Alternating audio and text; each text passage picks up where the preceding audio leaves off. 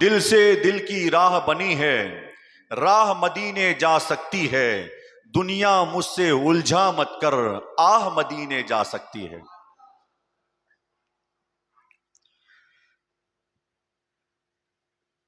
واجب الاحترام حضرات سادات کرام، زینت بزم سجاد، خلیفہ حضور محدث کبیر، خلیفہ حضور گلزار ملت، مخدوم گرامی وقار حضرت بابرکت سید آصف علی بابا صاحب قبلہ جیلانی مدظ اللہ العالی، حضرت مولانا سید جاوید علی بابا صاحب قبلہ، اور ناظم اجلاس حضرت مولانا غلام یاسین صاحب قبلہ، خطیب و امام حضرت مولانا آفرید صاحب رضوی برکاتی صاحب قبلہ، و دیگر عوام اسلام، السلام علیکم ورحمۃ اللہ تعالی وبرکاتہ۔ وعلیکم السلام ورحمۃ اللہ۔ الحمد للہ، الحمد للہ الرحمن الحنان المنان، والصلاة والسلام علی سید الانس والجان، وعلی آلہ واصحابہ الذین عزروا دینہ ونصروا ملتہ بالجنان واللسان والسنان، خصوصاً علی سیدنا وشیخنا ومرشدنا الغوث الاعظم الجیلانی البغدادی سید الاولیاء فی کل حین وآن، اما بعد، اعوذ باللہ من الشیطان الرجیم، بسم اللہ الرحمن الرحیم، وَلَنَبْلُوَنَّكُمْ بِشَيْءٍ مِّنَ الْخَوْفِ وَالْجُوعِ وَنَقْصٍ مِّنَ الْأَمْوَالِ وَالْأَنفُسِ وَالثَّمَرَاتِ وَبَشِّرِ الصَّابِرِينَ۔ آمنت باللہ، صدق اللہ العظیم۔ آئیے حصول برکت کے لیے انتہائی عقیدت و محبت کے ساتھ در اللہ المکنون سر اللہ المخزون عالم ما کان و ما یکون، سرور دو جہاں مالک انس و جاں سیاح لا مکان ہادی سبل دانائے کل فخر رسل، اللہ کے محبوب دانائے غیوب منزہ عن العیوب، سرور کائنات فخر موجودات مالک ارض و سماوات جناب احمد مجتبیٰ محمد مصطفیٰ، ارواحنا فداہ و صلی اللہ تبارک و تعالی علیہ کی بارگاہ اقدس میں ہدیہ درود و سلام پیش کر لیں۔ اللہم صلی علی سیدنا و مولانا محمد معدل الجود والکرم وآلہ و صحبہ وبارک وسلم۔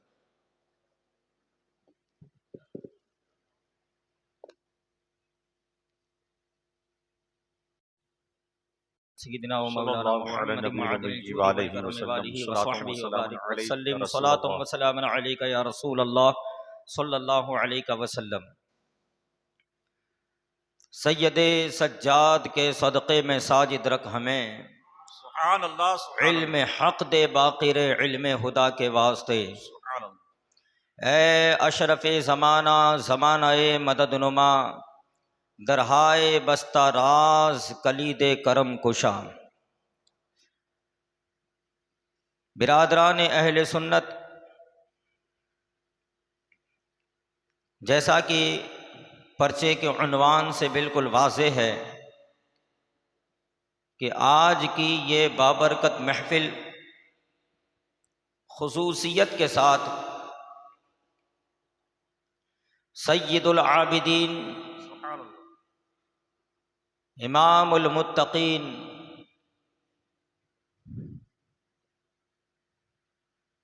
ابن سید الشہداء، سید سجاد، حضرت سیدنا امام علی بن حسین المعروف بزین العابدین نور اللہ مرقدہ، اور انہی کے توسط سے حضرت سیدنا طارق السلطنت حضرت سرکار مخدوم اشرف جہانگیر سمنانی سبحان اللہ، سبحان اللہ۔ نور اللہ مرقدہ، اور حضور تاج الشریعہ علیہ الرحمت و رضوان مرشد برحق کی بارگاہ قدس میں خراج عقیدت و محبت پیش کرنے کے لیے منعقد کی گئی ہے۔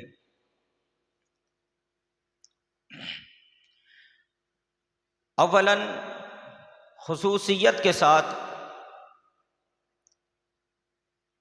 ایک جامع مطالعہ حضرت سیدنا امام زین العابدین رضی اللہ تعالی عنہ کی بارگاہ میں عرض کرنے اور نظر کرنے کی سعادت حاصل کر رہا ہوں۔ حضرت سیدنا امام زین العابدین رضی اللہ تعالی عنہ، آپ کا نام ہے علی، اور علی بن حسین سے محدثین کی زبان میں مشہور، اور پورے شرق و غرب میں، مشرق و مغرب میں، شمال و جنوب میں، پورے جہان اہل سنت میں سید سجاد امام زین العابدین کے مقدس القاب سے مشہور۔ سبحان اللہ، سبحان اللہ۔ آپ کی ولادت باسعادت ہجری سن 33 میں مدینہ منورہ میں ہوئی۔ آپ کے والد بزرگوار کون ہیں، یہ تعارف پیش نہیں کیا جا سکتا، بلکہ ان کا ذکر کر کے اپنی آخرت کو سنوارا جاتا ہے۔ واہ واہ واہ واہ، سبحان اللہ۔ تعارف وہاں پیش کیا جاتا ہے جہاں لوگوں کو معلوم نہ ہو۔ یہ وہ ذات ہیں جن کو حرمین جانتے ہیں، حل و حرم پہچانتے ہیں۔ حضرت سید الشہداء امام عالی مقام حضرت امام حسین رضی اللہ تعالی عنہ آپ کے والد بزرگوار، آپ کی والدہ حضرت سیدہ شہر بانو رضی اللہ تعالی عنہا، حضرت عمر رضی اللہ تعالی عنہ کے دور میں جب ایران فتح ہوا، ایران میں اس وقت کی بڑی مضبوط سپر پاور حکومت کسرا کی حکومت تھی، جو آگ پوجنے والی قوم جن کو پارسی کہا جاتا ہے، مجوسی کہا جاتا ہے، یہ لوگ وہاں آباد تھے۔ اللہ کے نبی صلی اللہ علیہ وسلم نے بہت سارے بادشاہوں کی طرف تبلیغ رسالت کے خطوط بھیجے تھے، اور انہیں پیغام دیا تھا کہ تم عقیدہ توحید اور رسالت کو قبول کرو۔ انہی میں ایک خط اللہ کے نبی صلی اللہ علیہ وسلم نے کسرا کے بادشاہ خسرو پرویز کے پاس بھی بھیجا۔ اس نے حضور پاک صلی اللہ علیہ وسلم کے نامہ پاک کی توہین کی، آپ کے خط مبارک کو پھاڑ دیا، اور بڑی حقارت کے ساتھ اور تکبرانہ انداز میں حضور اکرم صلی اللہ علیہ وسلم کے سفیر کو اپنے دربار سے نکال دیا۔ جب اللہ کے نبی صلی اللہ علیہ وسلم کو پتا چلا تو آقا کریم صلی اللہ علیہ وسلم نے اپنی غیبی بشارت ارشاد فرمائی کہ جس طرح اس نے میرے خط کو پھاڑا ہے، اللہ اس کی سلطنت کو بھی ٹکڑے ٹکڑے فرما دے گا۔ اور تاریخ شاہد ہے، حضرت امیر المؤمنین خلیفۃ المسلمین حضرت سیدنا عمر بن خطاب رضی اللہ تعالی عنہ کے دور میں ایران فتح ہوا اور کسرا کی ساری حکومت مسمار ہو گئی۔ آج جتنے رقبے میں وہ حکومت پھیلی تھی، آپ تاریخ اٹھا کر دیکھیں، بے شمار ٹکڑوں میں وہ تقسیم ہو چکی ہے، اور وہ اللہ کے نبی صلی اللہ علیہ وسلم کی پیش گوئی صادق آئی کہ اللہ کے نبی نے فرمایا تھا کہ اس کی حکومت ٹکڑے ٹکڑے ہو جائے گی۔ آج بھی وہ پورا کسرا کا علاقہ کئی ٹکڑوں میں بٹا ہوا ہے۔ اس وقت خسرو پرویز کی 3 بیٹیاں باندی بن کے آئی تھیں، قیدی ہو کر مدینہ شریف میں ان کو لایا گیا تھا قیدی بنا کر۔ حضرت عمر رضی اللہ تعالی عنہ نے باقی قیدیوں کے ساتھ جو معاملہ تھا ان کے ساتھ بھی کیا کہ ان کو بیچ دیا جائے۔ حضرت سیدنا مولا علی کرم اللہ تعالی وجہ الکریم نے فرمایا کہ یہ بادشاہ کی بیٹیاں ہیں، ان کے ساتھ شاہانہ اعتبار سے معاملہ ہونا چاہیے۔ تو کہا ٹھیک ہے، آپ فرمائیں کیا کیا جائے۔ تو حضرت سیدنا مولا علی کرم اللہ تعالی وجہ الکریم نے خسرو پرویز کی 3 بیٹیوں کو خرید لیا، اور ان میں سے ایک کو حضرت ابو بکر صدیق رضی اللہ تعالی عنہ کے شہزادے حضرت محمد بن ابو بکر رضی اللہ تعالی عنہما کی طرف منسوب کی اور ان کے سپرد کر دیا آزاد کر کے۔ دوسری کو آپ نے آزاد کر کے حضرت عمر رضی اللہ تعالی عنہ کے بیٹے حضرت سیدنا عبداللہ ابن عمر کی طرف منسوب کر دیا، اور تیسری شہر بانو ان کو آزاد کر کے حضرت مولا علی کرم اللہ تعالی وجہ الکریم نے اپنے لخت الجگر نور نظر حضرت امام حسین کے نکاح میں رکھ دیا۔ سبحان اللہ سبحان اللہ۔ مولا علی کا یہ فیصلہ حکمت سے خالی نہیں تھا، یہ تینوں جہاں جہاں آپ نے سپرد کی، تینوں سے اپنے وقت کے وہ جلیل الشان علماء پیدا ہوئے کہ حضرت محمد بن ابو بکر صدیق سے، اس شہزادی کے بطن سے فقیہ قاسم پیدا ہوئے جو مدینہ منورہ کے 7 مشہور تابعین میں ایک شمار کیے جاتے ہیں، اور مدینہ منورہ کے 7 فقہاء کرام میں ایک نام حضرت قاسم فقیہ کا ہے۔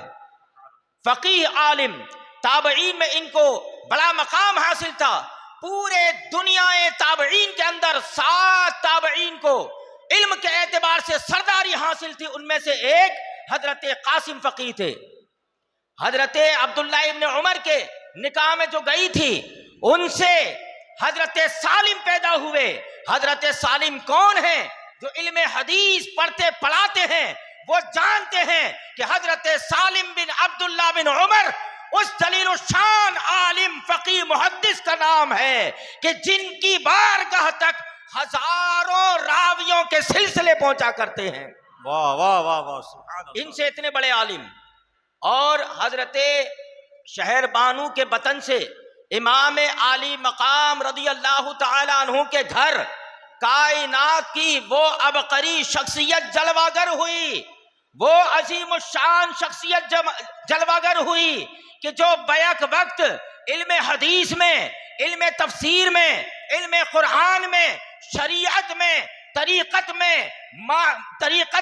معرفت میں، روحانیت میں وہ اعلیٰ مقام پر فائز ہوئی کہ دور حاضر میں بزرگان دین کے جو روحانی سلسلے ہیں، وہ سارے سلسلے جس سمندر پر پہنچ کر وہاں سے خیرات حاصل کرتے ہیں، اس عظیم بارگاہ کو امام زین العابدین کہا جاتا ہے۔ سبحان اللہ سبحان اللہ سبحان اللہ۔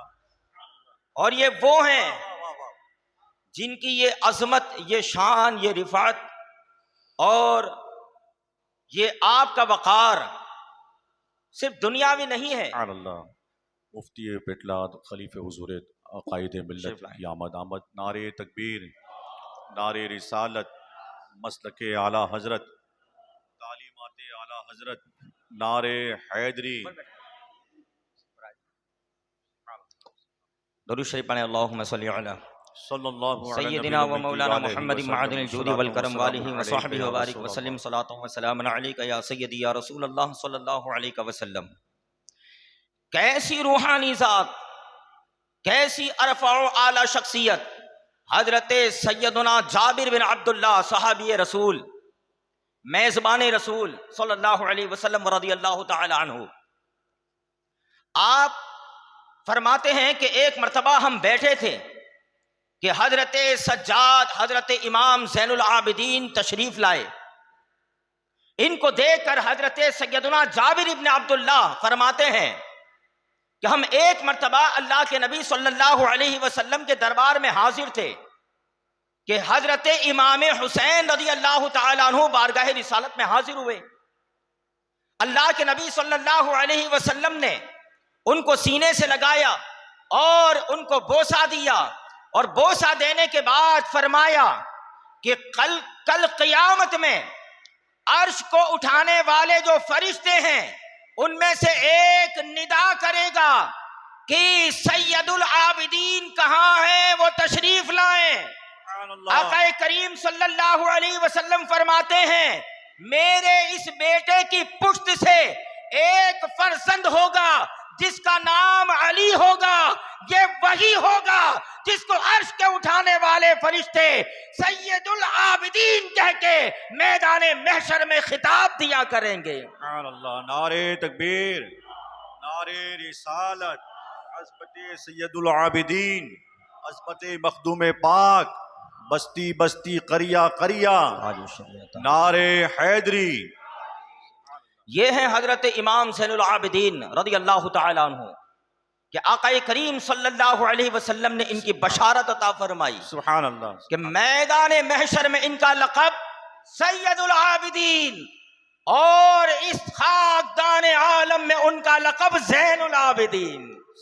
اللہ اللہ، وہ شان پروردگار عالم نے ان کو عطا فرمائی، اور یہ رفعتیں، یہ ساری برکتیں آقا کریم صلی اللہ علیہ وسلم کی نگاہ ناز کا فیضان، کہ یہ جوہر نایاب، یہ در نایاب حضرت امام عالی مقام رضی اللہ تعالی عنہ کے یہاں جلوگر ہوئے۔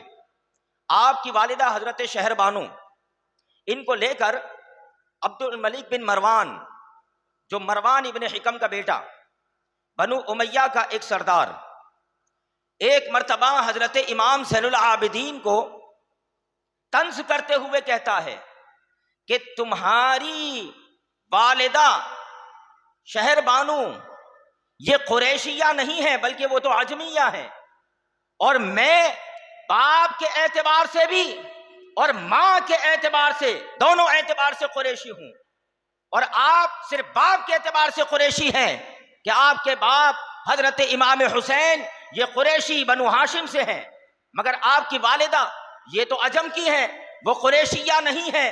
یہ کہہ کر اپنا نسبی تفاخر ان پر ظاہر کرنے کی کوشش کی۔ حضرت امام نے جواب دیا کہ سن، کہ ہمارے ساتھ جو معاملہ پیش آیا وہ اللہ کے نبی صلی اللہ علیہ وسلم کی اطاعت میں ہوا۔ اللہ فرماتا ہے لقد کان لکم فی رسول اللہ اسوۃ حسنہ، کہ لوگوں سنو، تمہارے لیے میرے نبی کے اخلاق و کردار میں بہترین نمونہ ہے۔ میرے والد بزرگوار حضرت امام حسین اور ان کے والد بزرگوار حضرت مولا علی کرم اللہ تعالی وجہ الکریم نے یہ عمل کر کے حضور کی سنت کی اتباع کی ہے۔ اللہ کے نبی صلی اللہ علیہ وسلم کے پاس جب خیبر سے ہوئی بن اختب کی بیٹی صفیہ آئی تھی، اللہ کے نبی صلی اللہ علیہ وسلم نے ان کو آزاد کر کے ان سے نکاح فرما لیا۔ میرے آقا کی سنت کو مولا علی نے قائم کیا کہ شہر بانو کو آزاد کر کے حسین سے ان کا نکاح کر کے حضور کی سنت کی اتباع کی ہے۔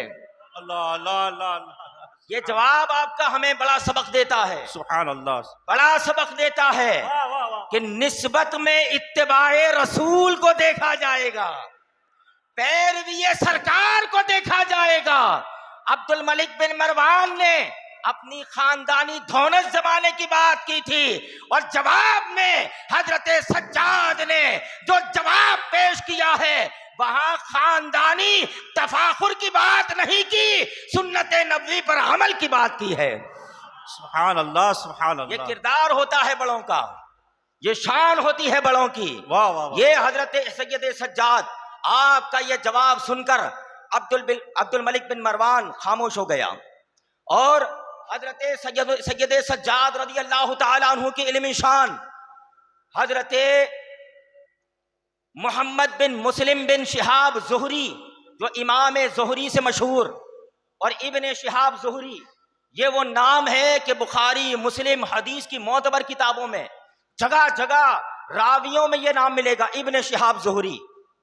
محمد بن مسلم ابن شہاب زہری یہ تابعی ہے، اور ان کے بارے میں بتایا جاتا ہے کہ ہر فن کی ایک تدوین ہوئی ہے۔ تدوین کا معنی ہوتا ہے اس کے قواعد، اس کے مسائل اور اس کے اصول کو باضابطہ ترتیب دے کر اس فن کو رواج دینا۔ جس طرح علم فقہ کی تدوین ہوئی، تفسیر کی تدوین ہوئی، اسی طرح علم حدیث کی اولی تدوین جس نے فرمائی ہے وہ حضرت امام زہری ہے۔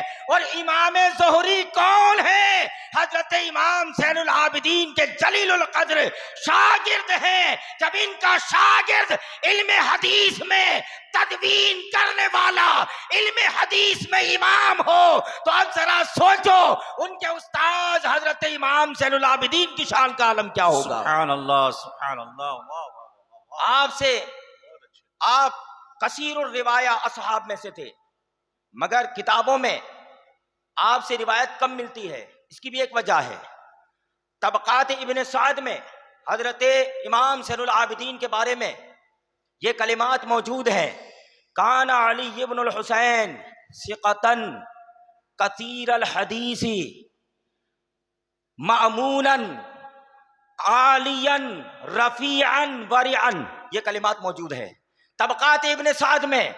طبقات ابن سعد جس میں محدثین کے احوال نقل کیے گئے، طبقات ابن سعد کے مصنف لکھتے ہیں کہ حضرت امام زین العابدین علی بن حسین یہ ثقہ قابل اعتماد راوی، کثیر الحدیث راوی، علم حدیث کو بیان کرنے میں نہایت امانت داری سے کام لینے والے، بلند رتبے والے، بڑی شان والے اور اعلیٰ تقوی والے محدث تھے۔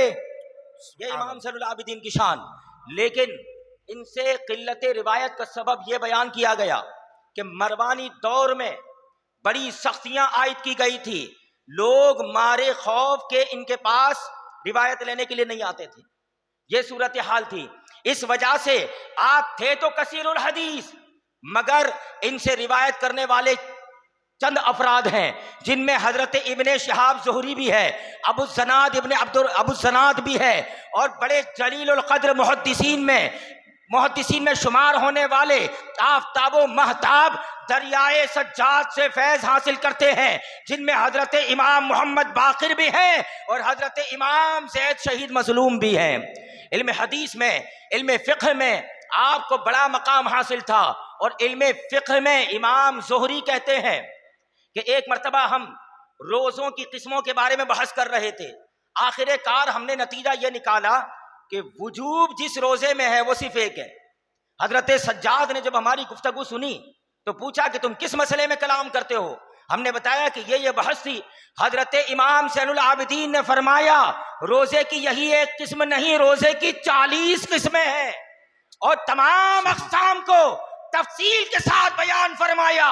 جن میں وجوب کا حکم ہے ایسے 9 روزے ہیں جن میں شریعت طیبہ نے منع فرمایا، جن میں ممانعت ہے ایسے 10 روزے ہیں جن میں اختیار دیا گیا، وہ 14 روزے ہیں۔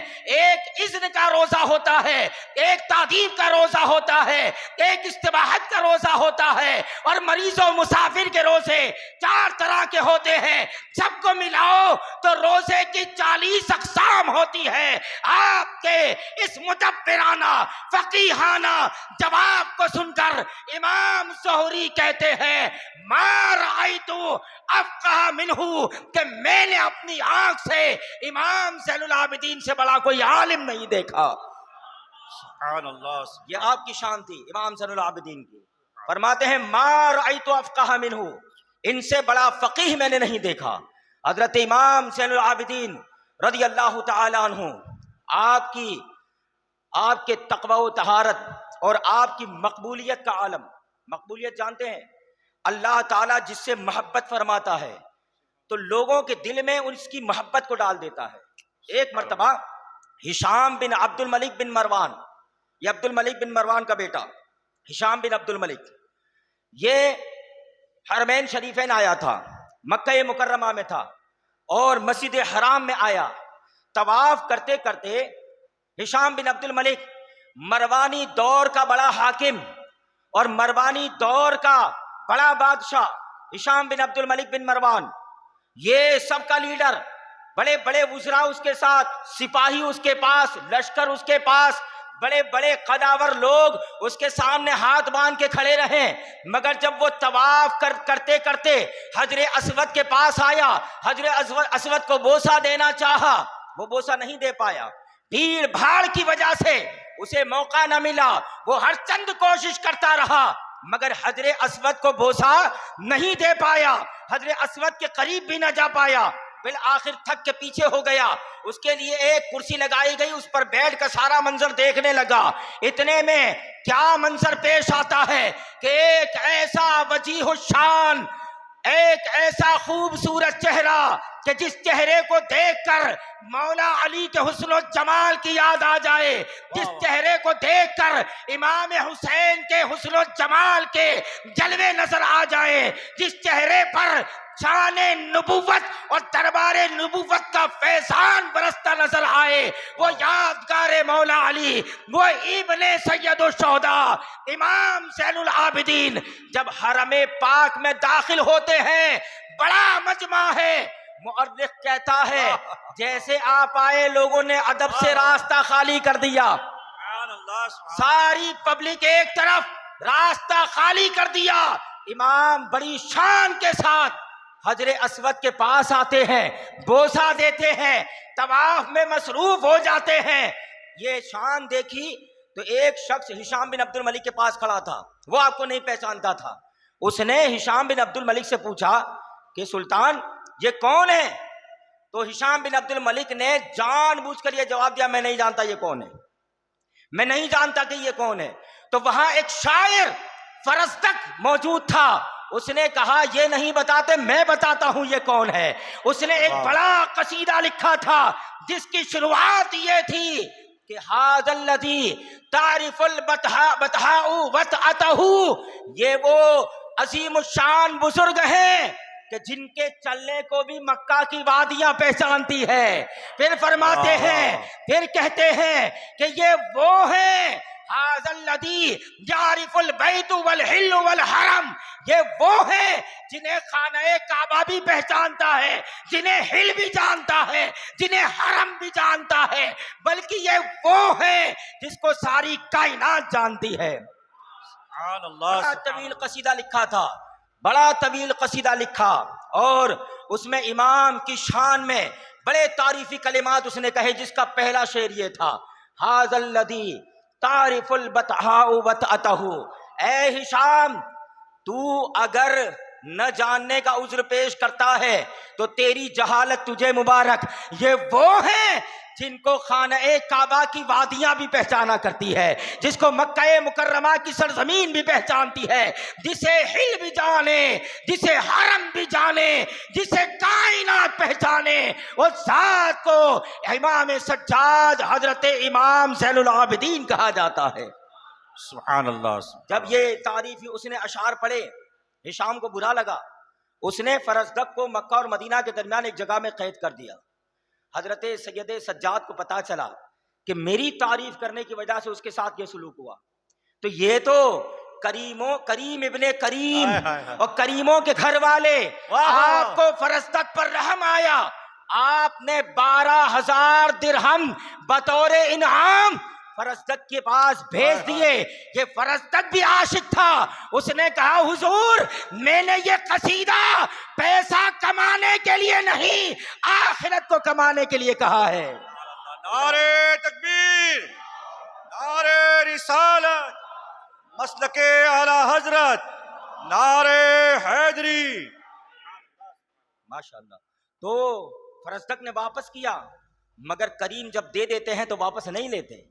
آپ نے پھر بھیجا، کہا یہ ہماری طرف سے تمہیں پیش کیا جاتا ہے، قبول کر لو۔ بالآخر فرزدق نے قبول کر لیا۔ یہ حضرت امام زین العابدین رضی اللہ تعالیٰ عنہ کی ذات ہے کہ جن کے بارے میں یہ سب جانتے ہیں کہ یہ وہ ذات ہے جنہوں نے اگرچہ مدینہ منورہ میں بستی کے باہر گمنامی کی زندگی گزاری، مگر وہ گمنامی کی زندگی گزارنے والے آج دیکھیں کہ ان کی برکتوں سے اللہ نے کائنات عالم کو منور کر دیا ہے، کائنات کو آباد کر دیا ہے۔ وہ آپ کی حکمت عملی تھی۔ بہرحال حضرت امام زین العابدین رضی اللہ تعالیٰ عنہ کی یہ شہرت، یہ محبت، یہ الفت، یہ چاہت اللہ تبارک و تعالیٰ کی طرف سے عطائی تھی، لوگوں کے دلوں میں ودیعت کر دی گئی تھی، لوگوں کے دلوں پر ان کی محبت کا سکہ رائج کر دیا گیا تھا۔ اور حضرت امام زین العابدین رضی اللہ تعالیٰ عنہ کا کردار بھی ایسا تھا، آپ کی شان بھی ایسی تھی۔ آپ کثیر العبادہ، راوی فرماتے ہیں کہ آپ کو سجاد کا معنی ہوتا ہے خوب سجدہ کرنے والا، صیغہ مبالغہ ہے، بہت سجدہ کرنے والا، بے حساب سجدے کرنے والا، اسے کہتے ہیں سجاد۔ اور زین العابدین کا معنی ہوگا عبادت کرنے والوں کی زینت، یعنی جن کی برکتوں سے عبادت کرنے والے اپنی زینتیں پیدا کر لیں، اس زینت کو عطا کرنے والے کو امام زین العابدین کہا جاتا ہے۔ حضرت امام زین العابدین عبادت کرنے والوں کی زینت۔ آپ کی عبادت کا عالم یہ تھا کہ آپ رات اور دن میں ملا کے 1000 نوافل پڑھا کرتے تھے۔ آپ کی اس حالت کو آپ کی باندھی بیان کرتی ہے کہ میرے آقا وہ آقا ہیں کہ جن کے لیے میں نے دن میں کبھی کھانا نہیں لگایا اور رات میں بستر نہیں لگایا، کبھی دن میں کھانا نہیں لگایا اور کبھی رات میں بستر نہیں لگایا۔ اس کا کیا مطلب ہے کہ حضرت امام اکثر اوقات دن میں روزے سے رہا کرتے تھے اور رات میں اللہ کی عبادت میں نوافل میں مشغول رہا کرتے تھے۔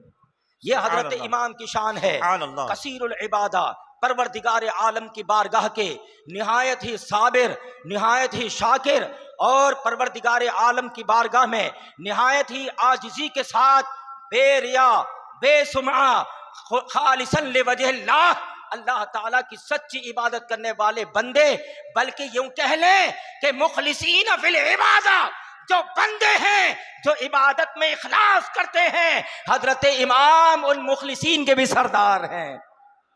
حضرت امام زین العابدین، آپ کے زہد کا عالم یہ، آپ جب وضو کرتے تو خوف الہی سے آپ کا چہرہ، آپ کے چہرے کا رنگ زرد ہو جاتا، جب نماز کے لیے کھڑے ہوتے بدن میں کپ کپی طاری ہو جاتی، عبادت میں آپ کا عالم یہ ہوتا۔ ایک مرتبہ جب آپ مدینہ سے حج کے لیے مکہ مکرمہ پہنچے، جہاں سے تلبیہ کہنا تھا، آپ کی حالت یہ ہے کہ چہرہ زرد ہے، زبان سے آپ کہنا چاہ رہے ہیں مگر بدن پہ کپ کپی طاری ہے۔ اس وقت غالباً سفیان ابن عیینہ، یہ بڑے مشہور محدث ہیں، یہ ہیں یا امام زہری، ان میں سے کوئی ایک تھے، انہوں نے کہا حضور تلبیہ کہیے، یہ تو تلبیہ کا مقام ہے۔ کہا کہ میں تلبیہ کہہ سکوں وہ طاقت مجھ میں پیدا نہیں ہوتی، اور آپ نے تلبیہ کہا، غش کھا کے بے ہوش ہو کر سواری سے گر پڑے۔ ذرا سوچو جن کے دل میں خوف الہی کا عالم یہ کہ عبادت کے تصور میں جب ان کے خوف کا یہ عالم ہوگا تو جب عبادت میں لگ جاتے ہوں گے اس وقت خوف الہی کا عالم کیا ہوگا۔ سبحان اللہ، سبحان اللہ۔ یہ آپ کی شان عبادت، یہ آپ کا زہد، یہ آپ کا تقوی، بڑی تقوی شعاری، بڑی پاک دامنی، اور حضرت سید سجاد کے اخلاق و کردار آپ اندازہ لگائیں کہ جب یزید پلید نے کربلا کے بعد مدینہ منورہ اور مکہ مکرمہ پہ حملہ کروایا، جب مدینہ پہ حملہ ہوا 3 دن تک، تو اس وقت مدینہ کی بہت سی عورتیں، بہت سے بچے پناہ لینے کے لیے حضرت امام زین العابدین کے گھر پہ چلی گئیں، اور جن کی تعداد کے بارے میں بتایا جاتا ہے ان کی تعداد 600 سے زیادہ۔ آج ہمارے گھر ایک مہمان آ جائے تو ہم پریشان ہو جائیں، اگر وہ ایک وقت کا کھانا کھا لے تو خلوص رہتا ہے، رات میں بھی رک گیا تو تھوڑا جو ہے یہ کہ بھائی یہ تو دن میں بھی رکا، رات میں بھی رکا، نہ جانے اب کل بھی صبح ناشتہ کر کے جائے گا، 2-4 دن رک گیا تو آدمی پریشان، آدمی پریشان۔ کئی دنوں تک جب تک حالات سازگار نہ ہوئے 600 سے زیادہ عورتیں اور بچے حضرت امام کے گھر پہ رہے۔ حضرت امام نے سب کا خرچہ اٹھایا اور ہر ایک کا یہ حلفیہ بیان تھا کہ ہم نے اتنا آرام تو اپنے ماں باپ کے یہاں نہیں پایا جتنا چین ہم نے نواسہ رسول کے گھر میں پایا ہے۔ سبحان اللہ، سبحان اللہ۔ یہ آپ کی شان سخاوت۔ اور مروان ابن حکم، یہ بڑا بدبخت آدمی کہ اس کے بہت کانڈ بھی ہیں، وہ جب پھنس گیا تھا، وہ سید سجاد اور ان کا مخالف تھا، مگر جب وہ خود ایک مرتبہ پھنس گیا تو اس کی حالت یہ ہو گئی کہ بھاگنے کی نوبت آئی، تو اپنے بیوی بچے کو وہ رکھے کہاں، تو اپنی بیوی اور اپنے بچوں کا خیال آیا، تو اس کے دل میں بھی یہ بات تھی کہ اس زمین پر اگر جس گھر میں امانت داری پلا کرتی ہے وہ گھر رسول اللہ کا گھر ہے، اور وہ امانت دار ابن رسول اللہ امام زین العابدین ہے۔ وہ اپنے بیوی اور بچوں کو امام صاحب کی امانت میں سونپ کے گیا۔ یہ آپ کی شان تھی، یہ آپ کی امانت داری تھی، یہ آپ کی شان تھی، اور یہ شان کریمانہ کہ دشمن بھی پناہ لینے کے لیے آیا تو منع نہیں کیا، یہ شان کریموں کی ہوتی ہے، یہ حضرت امام کی شان تھی۔ اور آپ کی شان سخاوت کا عالم یہ کہ مدینہ منورہ کے 100 گھر کا روزانہ کا گزر حضرت امام زین العابدین کی وجہ سے ہوتا تھا، اور ان 100 گھر والوں کو پتہ بھی نہیں ہوتا تھا کہ ہمارے گھر میں یہ سارا سرمایہ آتا کہاں سے ہے۔ آپ بستی کے باہر رہتے تھے، راتوں میں اپنے کندھے پر بورے کے بورے اٹھا کر ان گھروں تک آپ کھانے پینے کا راشن پہنچا دیا کرتے تھے، اور لینے والوں کو پتہ نہیں ہوتا تھا کہ دینے والا کون ہے۔ یہ کب راز کھلا؟ جب حضرت امام زین العابدین کا وصال ہو گیا اور کئی دن تک لوگوں کے گھر راشن نہ پہنچا، تب انہیں پتا چلا یہ سخاوت تو مدینے کے تاجدار کے نواسے حضرت امام زین العابدین کے یہاں سے ہو رہی تھی۔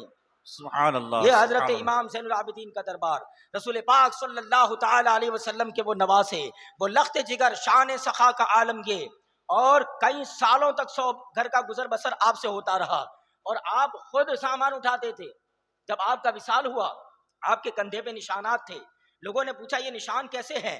تو کہا کہ وہ راتوں میں بورے اٹھا کر غریبوں کے یہاں مال پہنچایا کرتے تھے، اس وجہ سے ان کے بدن ناز پر نشان ہو گئے۔ اور کسی چیز کے ایسے نشان اس وقت بنتے ہیں جب لمبی مدت تک بوجھ اٹھانے کا کام کرے۔ آپ کے بدن ناز پر نشانات ہو گئے تھے۔ آپ کے جود و سخا کا عالم یہ کہ ایک مرتبہ آپ اکثر جو ہے روزے سے رہتے تھے، افطار کے وقت خادمہ نے اچھے انگور پیش کیے، ایک مانگنے والا آیا، سارے انگور دے دیے۔ تو رکھ لو، کہا نہیں اس کو سارا دے دو۔ دوسرے دن بھی آیا، اس طرح کے اس وقت جو ہے انگور موجود تھے، آپ نے سارے دے دیے۔ تیسرے دن بھی آپ یہی نیت سے بیٹھے تھے، مگر فقیر آیا نہیں، تو آپ کہتے ہیں کہ ہم نے تو اپنا ارادہ کر لیا تھا، ہم اپنے معاملے میں بالکل جو کرنا تھا وہ ارادہ کر چکے، مگر وہی نہیں آیا تو اب کیا کریں؟ یہ کہہ کر آپ نے تناول فرما لیا۔ یہ آپ کی شان سخا ہے، یہ آپ کے جود و نوال ہے، جس کی بنیاد پر لوگوں کے دلوں میں آپ کی محبت کا سکہ رائج ہو گیا۔ حضرت امام زین العابدین، اور اب ذرا سوچو، اتنی لمبی سخاوت اپنی جیب خاص سے وہی کرتا ہے جس کے دل میں دنیا کی محبت نہیں ہوتی۔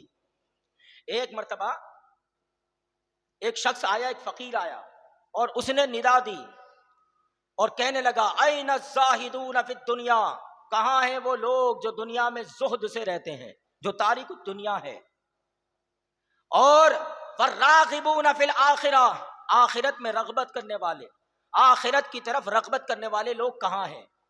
تو اس بات کو نقل کرنے والا کہتا ہے کہ جنت البقیع سے ایک غیر مرئی، یعنی جو نظر نہ آئے، ایسی ذات کی طرف سے آواز آئی کہ اس وقت روئے زمین پر وہ جو زہد فی الدنیا اور پروردگار عالم کی طرف میلان رکھنے والا، آخرت کی فکر رکھنے والا اگر کوئی ہے تو وہ سید سجاد امام زین العابدین ہے۔ سبحان اللہ۔ یہ آپ کے زاہدانہ کردار کی ایک جھلک ہے۔ اللہ تبارک و تعالیٰ نے بے شمار خصائل اور بے شمار فضائل سے آپ کو اللہ تعالیٰ نے مزین فرمایا تھا۔ آپ کی شان رفیع بلند و بالا، آپ کی عظمتیں بلند و بالا، اور آپ کو اللہ تعالیٰ نے وہ کمال روحانیت عطا فرمایا تھا کہ حضرت امام حسین کے بعد روحانیت میں جو منصب ہے وہ منصب اللہ تعالیٰ نے حضرت امام زین العابدین کو عطا فرمایا۔ سبحان اللہ۔ حضرت علی کے شہزادے محمد بن حنفیہ حضرت امام کی شہادت کے بعد امام زین العابدین کے پاس آئے اور کہا کہ میں مولا کائنات مولا علی کا بیٹا ہوں، اور رشتے میں اور عمر میں تم سے بڑے مرتبے والا ہوں، میں تمہارا چچا لگتا ہوں، لہٰذا بھائی حسین کے جو بھی تبرکات ہیں وہ مجھے دے دو، یہ منصب امامت میری طرف کر دو۔ آپ نے فرمایا کہ نہیں، یہ نعمت اللہ نے مجھے عطا فرمائی۔ بہت اصرار کیا تو آپ نے کہا چلو ایک فیصلہ کرانے والے کے پاس فیصلہ کراتے ہیں۔ تو محمد بن حنفیہ نے کہا فیصلہ کہاں کرائے؟ بولے چلو حجر اسود کے پاس، جس کے اندر اللہ نے تمام کی امانتوں کو رکھا ہے۔ ہم نے جو الستو بربکم کے وعدے کے وقت وعدہ کیا ہے، وہ وعدے اسی حجر اسود میں پنہا ہے، کل بروز محشر اس سے ظاہر ہوں گے۔ آپ حجر اسود کے پاس محمد بن حنفیہ کو لے کر آئے، کہا تم حجر اسود سے کلام کرو، اگر وہ جواب دے تو مطلب یہ ہے کہ تم اس کے لائق ہو۔ آپ نے کلام کیا، حجر اسود نے جواب نہیں دیا، لیکن جب حضرت امام نے کچھ کلمات متبرکہ کی تلاوت کی اور دعا کرنے کے بعد حجر اسود سے خطاب کیا، حجر اسود میں جنبش پیدا ہو گئی، نرسنے لگا اور یہ کلمات اس کی زبان سے نکلے، اے محمد بن حنفیہ، یہ مسلمہ حقیقت ہے کہ روحانیت کی وہ نعمت حضرت امام حسین سے حضرت امام زین العابدین کی طرف منتقل ہوئی ہے، جس کی ولایت کی شہادت حجر اسود عطا فرمائے، یہ امام زین العابدین ہے۔ اور آپ جو نقیب صاحب نے ایک شعر پڑھا تھا کہ پھول کو زنجیر پہنا سکتے ہیں، خوشبو کو زنجیر پہناؤ تو جانے، ایسا کوئی شعر تھا؟ دیکھیں زنجیر کے موضوع پر حضرت امام زین العابدین رضی اللہ تعالیٰ عنہ کو ایک مرتبہ ہشام بن عبد الملک نے قید کروایا، آپ کو بیڑیاں پہنائی، ہتھکڑیاں لگوائی اور مدینہ کے قریب ایک خیمے میں آپ کو رکھا۔ جب آپ کے شاگرد حضرت امام زہری کو پتا چلا تو فرط محبت میں، کیونکہ دل حضرت امام زین العابدین کے قدموں میں غلامی قبول کر چکا تھا، آپ بے خوف لومۃ لائم آپ سے ملنے کے لیے چلے گئے۔ حالانکہ کسی کی ہمت نہیں ہوتی تھی، مگر امام زہری روزانہ کے معمولات میں اکثر اوقات میں حضرت امام زین العابدین کی بارگاہ میں آیا کرتے تھے، ان سے فیوز و برکات حاصل کرتے تھے۔ یہی تو خدمت آل نبی نے آپ کو علم حدیث کا امام بنا دیا۔ یہ ہے حضرت امام زہری۔ وہ گئے اور جب دیکھا یہ عالم تو آنکھیں اشکبار ہو گئی، آنسو رواں دواں ہو گئے، کہا حضور یہ کیا معاملہ ہو گیا؟ حضرت امام زین العابدین نے کہا یہ ظاہر ہے، ہم چاہیں تو اس ظاہر سے نجات پا جائیں اللہ کے فضل سے۔ یہ کہہ کر جب یہ آپ نے جملے کہے، بیڑیاں کھل گئی، پاؤں کی بھی، ہاتھ کی ہتھکڑیاں، سارے قید و بند سے آپ آزاد ہو گئے۔ حضرت امام زین العابدین کی یہ کرامت امام ابن زہری دیکھتے ہی حیرت زدہ ہو گئے۔ اللہ اللہ، یہ پیغام تھا کہ کربلا میں سر دے کر صبر کا اظہار تھا، یہاں بیڑیاں کھول کر روحانیت کا اظہار تھا۔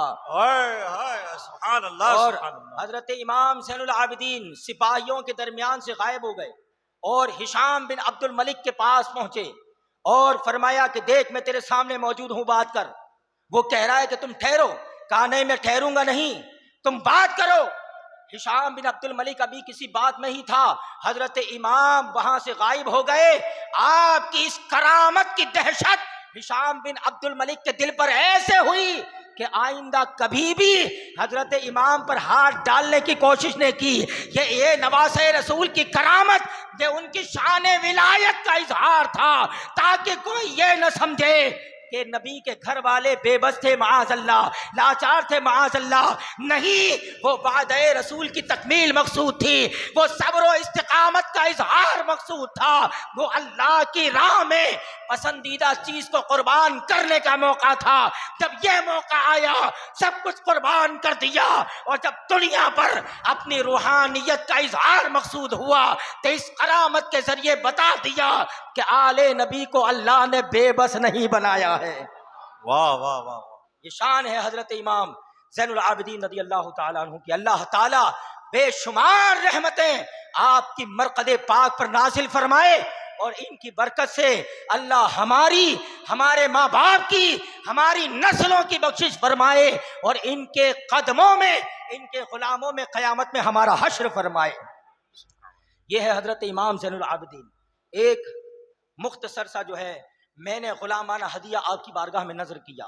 آئیے، چونکہ وقت کے اندر مجھے سمیٹنا ہے، دوسری شخصیت دنیا اسلام کی وہ عظیم الشان ذات کہ جن کی آمد کی بشارت اللہ کے نبی نے عطا فرمائی، سبحان اللہ، جن کے نام کا انتخاب اللہ کے نبی نے فرمایا، اور جن کے والد کا عالم یہ سلطان ابراہیم رضی اللہ تعالیٰ عنہ، جن کے دینداری اور تقوی شعاری کا عالم یہ کہ حضرت تاجدار کچوچا، تارک السلطنت اور سید ولایت حضرت سرکار مخدوم اشرف جہانگیر سمنانی رحمت اللہ تعالی علیہ فرماتے ہیں کہ میرے والد بزرگوار نے اپنے زمانے میں 1000 مدرسے تعمیر کروائے، جن میں سے ہر مدرسے میں 2,000 طلبہ پڑھا کرتے تھے۔ سبحان اللہ، یہ علم سے محبت، یہ علم سے محبت،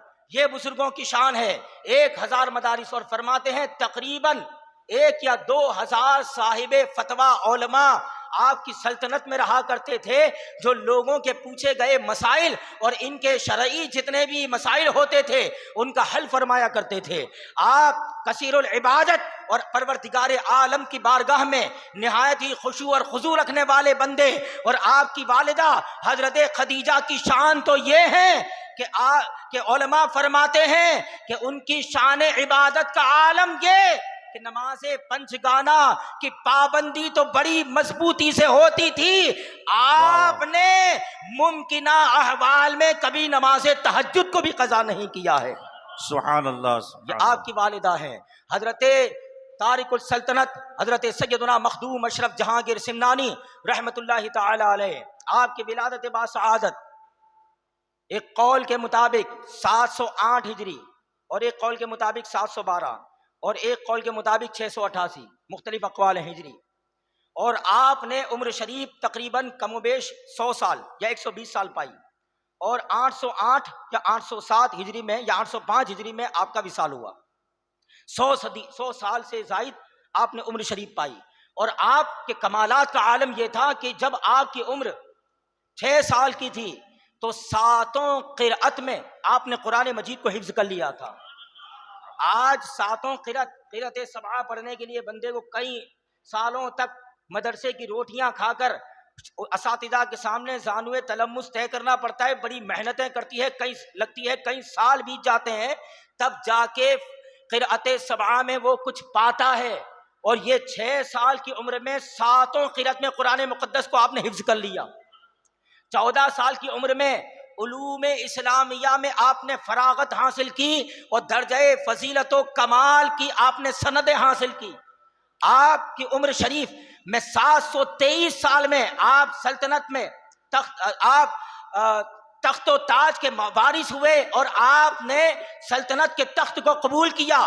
10 سال تک پورے عدل و انصاف کے ساتھ آپ نے حکمرانی کی، اور 733 میں آپ نے سلطنت کو ترک کر دیا، اور اپنے پیر، اپنے مرشد حضرت شیخ علاء الحق پنڈوی تمیمی رحمت اللہ تعالی علیہ کی تلاش میں آپ نے سمنان سے سلطنت کو چھوڑ کر پیر کی طلب میں سفر شروع کیا۔ 2 سال تک آپ سفر کرنے کے بعد آپ پنڈوا شریف اپنے پیر و مرشد حضرت شیخ علاء الحق پنڈوی رحمت اللہ تعالی علیہ کی بارگاہ میں پہنچتے ہیں، اور آپ شرف بیعت و خلافت سے مالا مال ہوتے ہیں۔ آپ کی شان اور آپ کی عظمت اس پر مستقل بیانات فقیر بحمد اللہ کریم پہلے کر چکا ہے، مگر آپ ایک بات یاد رکھنا، حضرت سیدنا مخدوم اشرف جہانگیر سمنانی جہاں ولایت میں، طریقت میں سلسلہ چشتیہ کے وہ شیخ ہیں جن کو بالاتفاق سلسلہ چشتیہ کا مجدد کہا گیا، اور حضرت سرکار نظام الدین اولیاء اور حضرت سرکار شہنشاہ ہندوستان حضرت خواجہ اجمیر کے فیوز و برکات کو آپ نے کائنات عالم نے پہنچایا، سلسلہ چشتیہ کو بڑا فروغ دیا۔ یہ آپ کا روحانی پہلو تھا، مگر آپ کی زندگی کا ایک پہلو، آپ اپنے وقت کے متبحر عالم دین تھے۔ واہ واہ، سبحان علم اللہ۔ فقہ میں اشرف الفتاوی آپ کی کتاب، علم تفسیر میں اشرف التفاسیر آپ کی کتاب، علم حدیث پر آپ نے کلام کیا، علم عقائد پر بڑی کتابیں آپ نے رقم فرمائی، اور فضائل خلفائے راشدین پر، فضائل صحابہ پر آپ نے تحریریں رقم فرما کر لوگوں کو بتایا کہ عقیدہ اہل سنت کیا ہے۔ اور جب آپ کے وصال کے دن قریب تھے، تقریباً وصال سے 2 دن پہلے اپنی قبر کھدوائی، اور قبر شریف میں بیٹھ کر ایک کتاب آپ نے تصنیف فرمائی، جس کتاب کو بشارت المریدین کہا جاتا ہے، مریدوں کی بشارت۔ اس میں آپ نے یہ عقیدہ رقم فرمایا، یہ ہمارے بزرگوں کا وہ مسلک ہے کہ جس نعمت کی حفاظت کرنا ہم پر لازم ہے، یہ ہمارے بزرگوں سے ملا، اور یہ وہ بزرگ ہیں جن کی ولایت متفق علیہ ہے، جن کی ولایت مسلم ہے۔ آپ بشارت المریدین میں فرماتے ہیں نحن نعتقد ان افضل الناس بعد النبی صلی اللہ علیہ وسلم ابو بکر ثم عمر ثم عثمان ثم علی.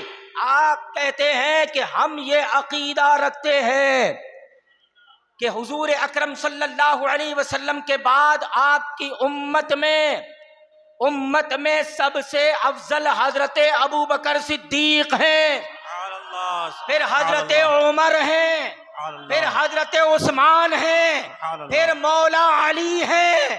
یہ ترتیب کون بیان کر رہا ہے؟ اور اس ترتیب میں دو باتوں کا آپ خیال رکھیں کہ یہ رسالہ آپ نے قبر میں بیٹھ کے لکھا. اس رسالے کی اہمیت کو بتانے کے لیے کہ لوگوں، یہ میرا آخری اور فیصلہ کن پیغام ہے.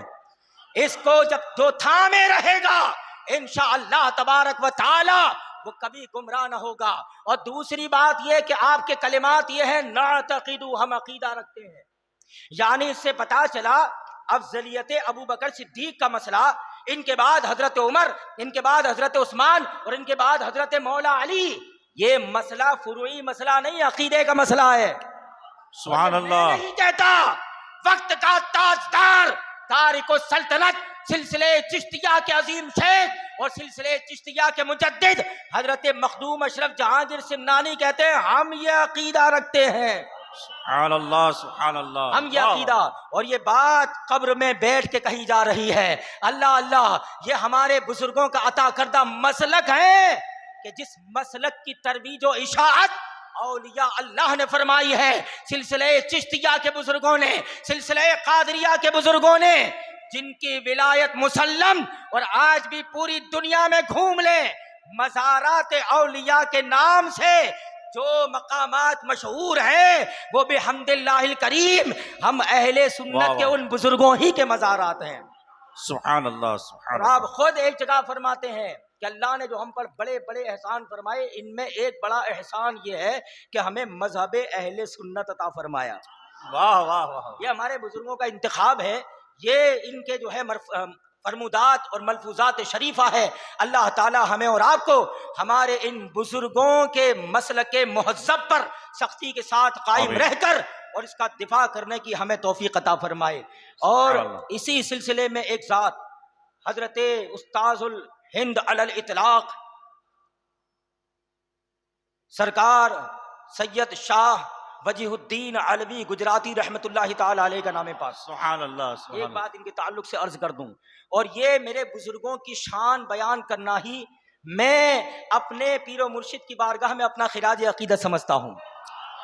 واہ واہ واہ واہ. حضرت سرکار شاہ وجیہ الدین علوی گجراتی رحمت اللہ تعالی علیہ، ان کے والد احمد آباد کے قاضی تھے، ان کے والد احمد آباد کے قاضی، اور قاضی ہونے کی وجہ سے چونکہ اس زمانے میں منصب قضا پر متمکن تھے تو لوگوں کے کیس ان کے پاس آتے. اس زمانے میں لوگوں کے لیے عدالت اور انصاف کا محور یہ دارالقضا ہی تھا جو اسلامی حکومت کی طرف سے ہوتا تھا. آپ قاضی تھے تو حضرت سرکار شاہ وجیہ الدین علوی گجراتی رحمت اللہ تعالی علیہ کئی دن بلکہ کئی مہینے بلکہ کئی لمبی مدت تک آپ نے گھر میں کھانا نہیں کھایا، مگر پتہ نہیں چلا کہ کھا نہیں رہے. ایک مرتبہ خادم نے کہہ دیا حضور شہزادے گھر میں کھانا نہیں کھاتے. کہا کیا بات ہے؟ بلایا گیا، کہا آپ کھانا کیوں نہیں کھاتے؟ کہا حضور آپ قاضی ہیں، آپ انصاف کرتے ہوں گے، مگر چائے سے زیادہ کتنیاں گرم ہوتی ہے. آپ کے جو گماشتے جو آپ کے ارد گرد رہتے ہوں گے، یہ عام طور سے دستور رہتا ہے کہ کسی بڑے کی بارگاہ میں خدمت کرنے والا وہ اپنے آپ کو مخدوم زماں سمجھتا ہے، وہ اپنے آپ کو بہت بڑا سمجھتا ہے. تو آپ کے خادم ہو سکتا ہے بازار سے کچھ لانے میں آپ کے قاضی ہونے کی دھونس جما کر کچھ ناحق مال لے آتے ہوں. تو آپ نے جب یہ اپنا شبہہ پیش کیا، یہ بزرگان دین کا مسلک ہے، یہ حدیث پر عمل ہے. اللہ کے نبی نے فرمایا دع ما یریبک الی ما لا یریبک، جو چیز تجھے شک میں ڈالتی ہے اسے چھوڑ دے اور یقین والے کو اپنا. تو آپ نے کھانا ترک کر دیا، کہا یہ بات ہے اس لیے میں تناول نہیں، اس لیے کھانا نہیں کھاتا. آپ نے کہا بیٹا حرام تو بڑی دور کی بات ہے، جس بات میں شک بھی پیدا ہونا تیرا باپ اسے ترک کر دیتا ہے. اور میرے اس تقوی کی سب سے بڑی دلیل یہ ہے کہ اللہ نے تیری طرح بیٹا مجھے عطا کیا ہے. سبحان اللہ سبحان اللہ. سبحان اللہ سبحان اللہ سبحان اللہ. یہ ہمارے بزرگوں کا تقوی، ان کی طہارت اور ان کی پاک دامنی کہ کس قدر شریعت طیبہ کا خیال. اللہ تعالی ہم سب کو ان اولیاء اللہ کے فیوزات اور ان کی برکات سے مالا مال فرمائے. اور کہنے میں کوئی خطا یا غلطی سرزد ہوئی ہو، میرے ان بزرگوں کو اور آقاؤں سرکاروں کو وسیلہ بنا کر پروردگار عالم کی بارگاہ میں استغفار کرتا ہوں. استغفر اللہ لی ولکم ولسائر المؤمنین والمؤمنات والمسلمین والمسلمات. اشہد ان لا الہ الا اللہ واشہد ان محمدا عبدہ ورسولہ بالہدی وما علینا الا البلاغ. السلام علیکم ورحمۃ اللہ تعالی وبرکاتہ. السلام. ماشاء اللہ سبحان اللہ.